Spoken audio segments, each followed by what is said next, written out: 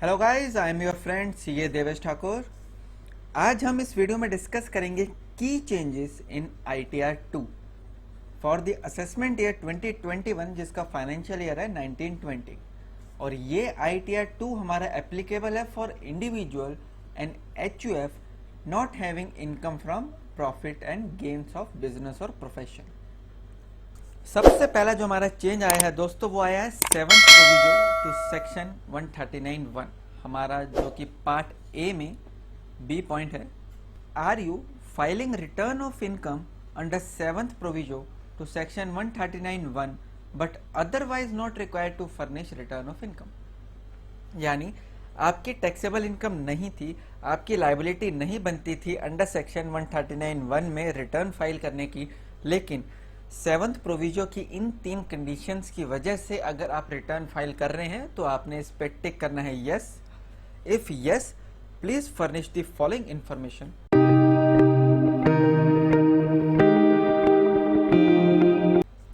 Note है guys दिया गया, to be filled only if a person is not required to furnish a return of income under section 139(1) but filing return of income due to fulfilling one or more condition mentioned in the 7th provision। यानी वैसे आप liable नहीं थे return भरने के लिए, मगर 7th proviso की इन 3 कंडीशंस में से एक या एक से ज़्यादा फुलफिल होने के कारण आप अपनी आईटीआर भर रहे हैं। इसमें से सबसे पहला पॉइंट है हमारा, have you deposited amount or aggregate of amount exceeding ₹1 crore in one or more current account during the previous year. यानी पिछला जो हमारा फाइनेंशियल ईयर गया है 1920, उसमें अगर आपने अपने करंट अकाउंट में एक या एक से ज़्यादा करंट अकाउंट में डिपॉजिट करा है amount in excess of 1 crore, तो आपने इधर यस करना है और इधर आपने अमाउंट स्पेसिफाई करना है कि आपने कितना उसमें डिपॉजिट किया है। ये जो हमारे डिपॉजिट्स हैं ये सिर्फ कैश डिपॉजिट्स नहीं हैं दोस्तों, ये हमारा खास पॉइंट है।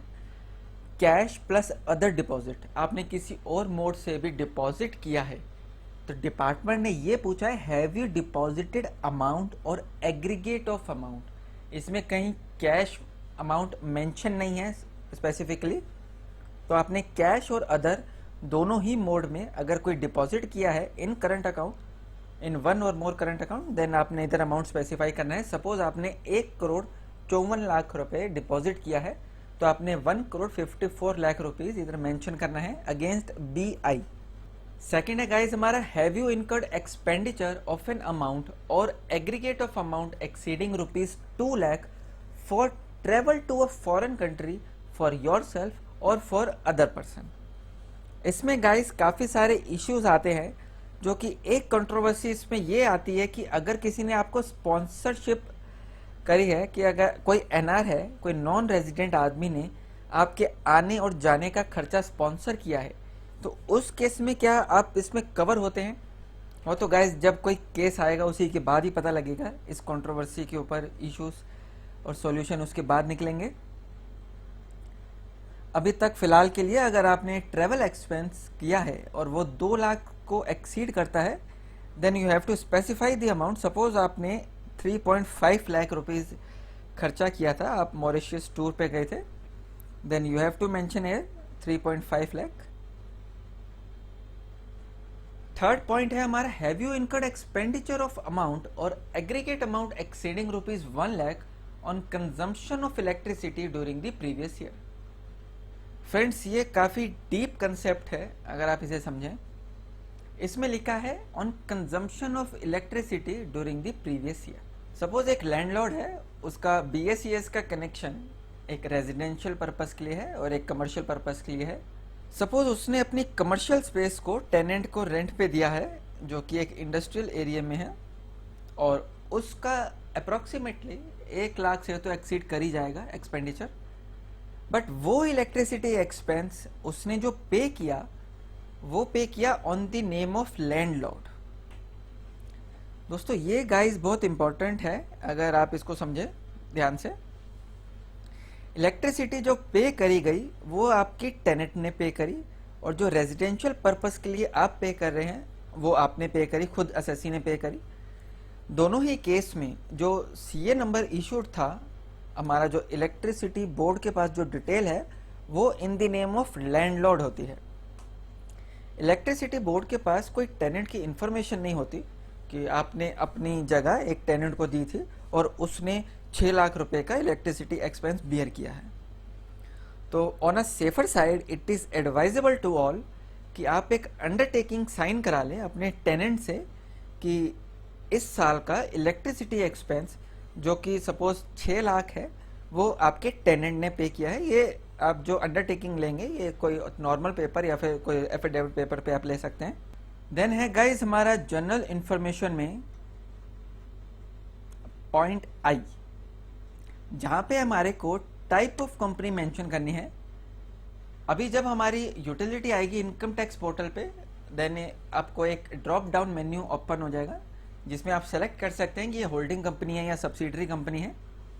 ऐसे ही पॉइंट नंबर जे में आपने टाइप ऑफ कंपनी सेलेक्ट करना है। ड्रॉप डाउन ऑप्शन आपको अवेलेबल हो जाएगा in case of filing of ITR 2 on income tax portal. Then guys ITR 2 में जो चेंज आया है वो आया है शेड्यूल ऑफ सेक्शन 112A।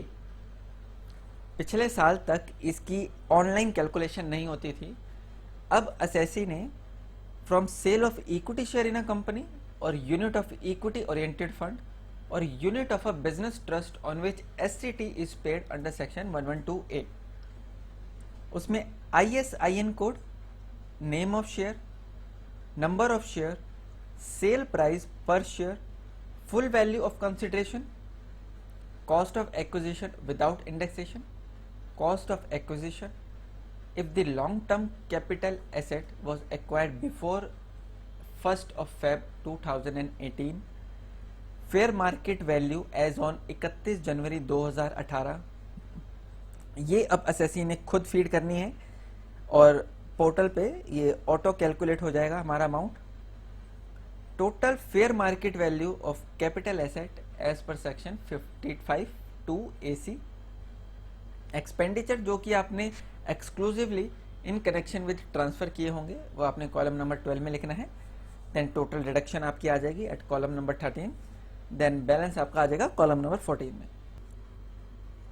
फिर है गाइस हमारा सेक्शन 115AD 1B3 प्रोविजो, जो कि है नॉन रेजिडेंट के केस में from sale of equity share in a company or unit of equity oriented fund or unit of a business trust on which STT is paid under section 112A, जिसमें आपने detail भरनी है अपनी ISIN की, name of share, number of share, sale price per share, full value of consideration, acquisition, cost of acquisition without indexation, higher of column number 8 and 9, cost of acquisition if the long term capital asset was acquired before 1st Feb 2018, which is lower of column number 6 and column number 11।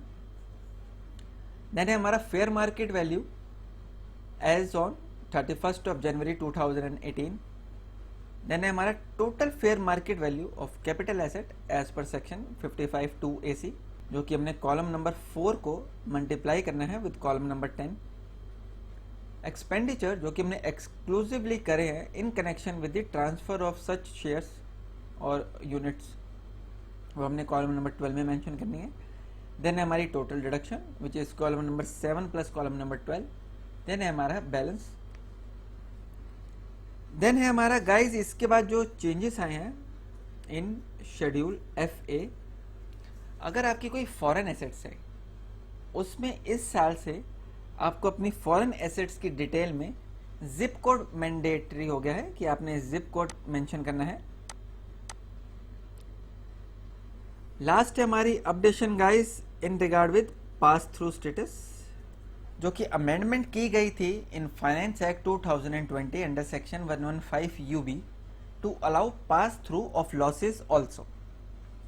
The loss other than business loss shall be ignored for the purpose of pass through to its unit holder if such loss has arisen in respect of a unit which has not been held by the unit holder for a period of at least 12 months. AIF are allowed to pass through the losses to their unit holder other than business loss. Unit holder in ITR form can report pass-through losses in schedule house property, capital gain and other sources. Pass through का loss हमारा ये guys हमारा है schedule HP का, जो कि house property का है शेड्यूल. इसमें हमारा है point number 3, pass through loss if any. Income और लॉस का हमने इधर इस साल से लॉस ऐड हुआ है, तो पास थ्रू का जो लॉस है वो हमने पॉइंट नंबर 3 में HP शेड्यूल में इधर मेंशन करना है.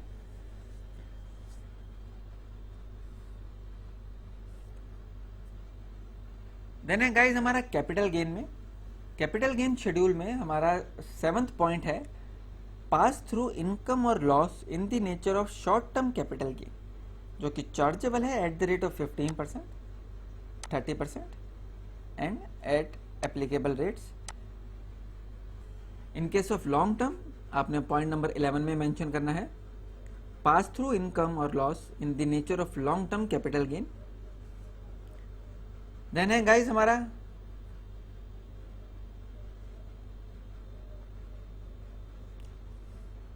Schedule income from other source. इसमें हमारा पॉइंट नंबर 1 के बी के सब पॉइंट 4 में मेंशन करना है इन the nature of pass through income और लॉस.